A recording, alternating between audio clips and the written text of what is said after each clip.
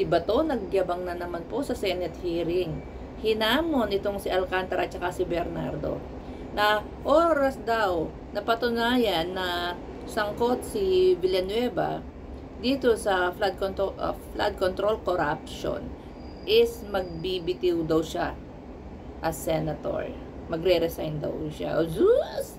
Narinig na namin yan nung during election, pa-pexman ka pa na ganyan, no? Walang reward system.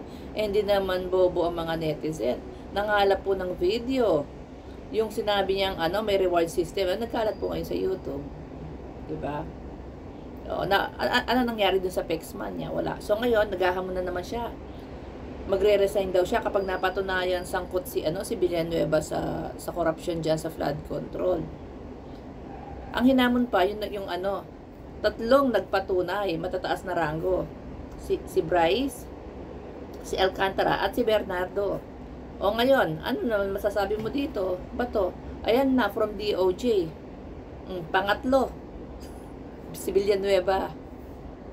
O ngayon, Kalbo, hihintayin ka namin mag-resign. Ito yung katapang-tapang, no? Nakatapang-tapang magsalita, pero duwag naman. Napakaduwag. Kung matatandaan nyo, ha, nung umuugong-ugong yung warrant of arrest nung March, biglang naglaho yan. Biglang ilang araw lumubog yan. Iniiwan si Digong sa ere. Hindi nga mahagilap yan eh. Ngayon, nung nakalipad na si Digong papuntang Netherlands, doon na lang nagpakita yan, doon na lang na-contact. Kasi laging offline. Katwiran niya, nangangampanya daw siya doon sa rural area. Wala nga post yan sa social media, nangangampanya ka, wala kang post.